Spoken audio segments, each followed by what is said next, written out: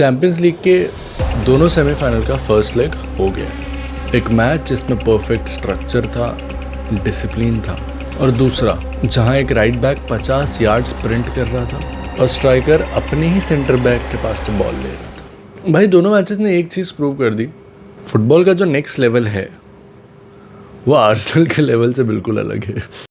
चलो पहले बात करते हैं अपन एटलेटिको मैड्रिड वर्सेस आर्सेनल की। ये मैच एग्जैक्टली वो था जो आप एक्सपेक्ट करते हो जब डिएगो सिमियोने टच लाइन पर खड़ा होता है।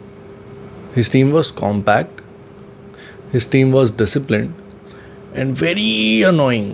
भाई देखो आर्सेनल के पास बॉल थी और काफ़ी टाइम तक थी मतलब बिल्डअप भी क्लीन था, स्ट्रक्चर भी अच्छा था, पर प्रॉब्लम बिल्डअप की थी ही नहीं, प्रॉब्लम थी एंड पॉइंट की, एंड प्रोडक्ट की। और फाइनल थर्ड में क्या हो रहा था, बॉल वाइड जा रही थी, इधर कट बैक करने के लिए कोई था नहीं, सेंट्रल एरियाज ब्लॉक्ड थे और वही बार बार रिपीट हो रहा था।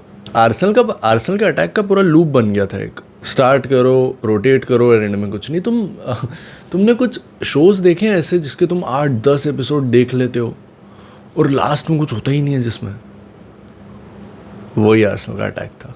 और एटलेटिको मैड्रिड ने क्या किया, उन्होंने वही किया जो वो करते हैं, उन्होंने स्पेस ही एलिमिनेट कर दिया। अब the lines were close, the distance was really tight and no gaps between midfield and defence. पर सबसे इंपॉर्टेंट ना भाई, उनने दे फोर्स्ड आर्सेनल वाइड। अब उनके पास कंसिस्टेंट एक एरियल थ्रेट नहीं है, ऑल्सो ना ही कोई अनप्रेडिक्टेबल रनर्स हैं। तो आर्सेनल कर क्या रहा था, बस क्रॉस डाल रहा था और वाइब्स पे छोड़ दे रहा था। पर एक जो डीपर इशू है आर्टेटा की टीम्स के साथ 2-3 सीजन में पिछले, आर्सेनल रिस्क नहीं लेता है। जब आप एलीट फुटबॉल खेल रहे होते हो और उसमें आपको कहीं ब्लॉक मिलता है आगे, तो आपको या तो ड्रिबल करना पड़ेगा, या इसकी पास लेना पड़ेगा, या ओवरलोड क्रिएट करना पड़ेगा। आर्सेनल क्या करता है, आर्सेनल सेफ खेल जाता है। आर्सेनल का भाई मेरे को मोटो लगता है, बेटर सेफ देन सॉरी, और ये आप चैंपियंस लीग सेमीफाइनल में नहीं कर सकते, ऊपर से एटलेटिको मैड्रिड के सामने, जिसमें हम सबको पता है कि ये टीम बुरी नहीं है, स्ट्रक्चर है, टैलेंट है, कोचिंग भी बहुत अच्छी है, पर ये टीम फेयरलेस फुटबॉल जब तक नहीं खेलेगी ये नेक्स्ट स्टेप नहीं ले सकती। अब दूसरी साइड देखो, ये मैच था जहाँ प्लेयर्स पोजीशन फॉलो कर रहे थे, और दूसरा मैच था जहाँ प्लेयर्स की कोई पोजीशन ही नहीं थी। भाई पीएसजी वर्सेस बायर्न ने, इस मैच ने लॉजिक फॉलो किया ही नहीं। आपने अगर पोस्ट मैच इंटरव्यू देखा हो लुइस एनरिके का, उसने बोला कि ये मैच हम जीतना डिजर्व करते थे, हम ये मैच ड्रॉ करना डिजर्व करते थे, पर ये मैच हम हारना भी डिजर्व करते थे। ये मतलब ये रवि शास्त्री टाइप की बात नहीं है थोड़ी, all 3 results are possible, we can win, we can draw and we can lose. हाँ और क्या होता है ब्रो सुनने में बहुत स्टूपिड है, पर अगर आपने ये मैच देखा हो तो आपको तो ट्रू फील होगा ना। भाई जो प्रेसिंग इंटेंसिटी थी इस गेम में, एक मोमेंट था जहाँ पे मेरे को याद है, हकीमी जो राइट बैक है पीएसजी के लिए, वो 50 मीटर स्प्रिंट करके जा रहा है प्रेस करने के लिए अल्फोंसो डेविस को। डिफेंसिव पोजीशनिंग, शेप, भाई कुछ था ही नहीं।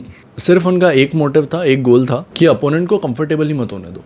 और यहाँ पे चीज़ इंटरेस्टिंग हो जा रही थी। तो जब वो इतना भाग के किसी को प्रेस कर रहा है तो उसके पीछे स्पेस क्रिएट हो जा रही है, तो मार्किनियोस को वाइड जाना पड़ रहा है, तो फिर मिडफील्ड को एडजस्ट करना पड़ रहा है, और पूरा पिच एक चेन रिएक्शन बन जा रहा था कि एक गैप क्लोज हो रही थी तो दूसरी ओपन हो रही थी। This was controlled chaos.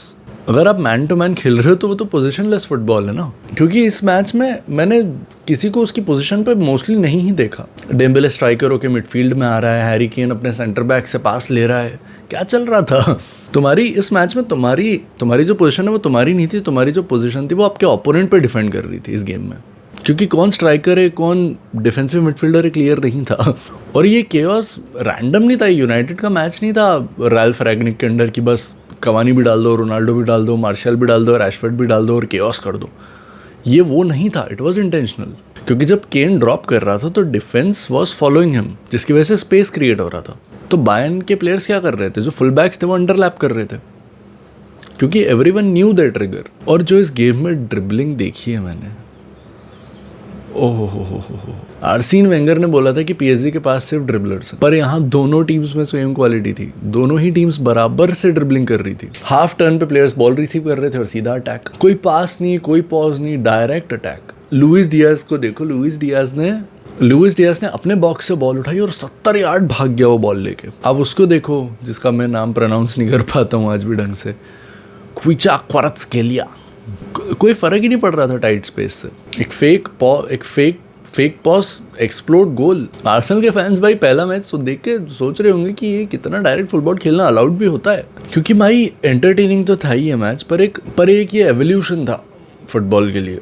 High press था, मैन मार्किंग थी, ड्रिबलिंग थी, डीप रन्स थे, और सब एक साथ एग्जीक्यूट हुआ। नॉर्मली जो टीम्स होती है वो किसी एक आध चीज़ को इसमें से परफेक्ट कर पाती है, इसमें सब चीज़ें थी और सब चीज़ें पीक पर थी। तो तुम अगर आर्सेनल वर्सेस एटलेटिको देखो तो वो दोनों साइड बहुत ही अच्छा स्ट्रक्चर देखने को मिलता है। आर्सेनल का भी स्ट्रक्चर बहुत अच्छा था और एटलेटिको सिमियोनी की टीम का तो स्ट्रक्चर अच्छा होता ही है। पर अगर तुम पीएसजी वर्सेस बायर्न देखो तो दोनों टीम के पास जो फ्रीडम थी, it was freedom versus freedom.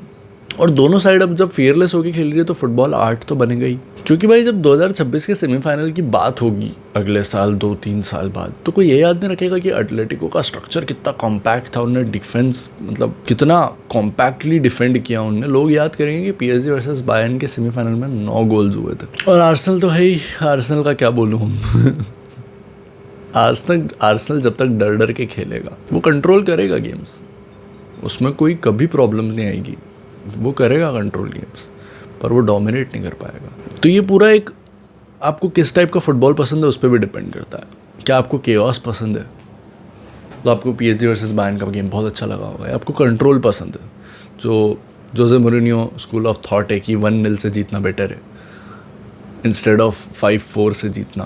तो कमेंट करो और बताओ आपको कौन सा गेम बेटर लगा, क्योंकि अगले हफ्ते सेकंड लेग आने वाला है और किसी को नहीं पता कौन सी टीम क्वालिफाई करेगी। मेरा एक अजम्पशन है कि आर्सेनल वर्सेस एटलेटिको में से कोई सी भी टीम अगर जाएगी तो उसका सेम हालत होगा जो इंटर मिलान का लास्ट सीज़न हुआ था। एटलेटिको सेम वैसे ही पहुंचेगी, डिफेंसिव अपना कॉम्पैक्ट, जैसे इंजागी खेलता है वैसे ही सिमियोनी भी वैसे ही स्टाइल ऑफ फुटबॉल खेलता है, और पीएसजी या बायर्न कपड़े खोल देगी।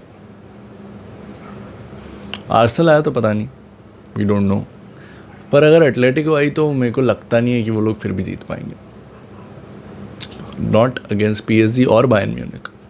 तो लाइक करो, सब्सक्राइब करो और नेक्स्ट वीक के लिए रेडी रहो, सेकेंड लेग के लिए।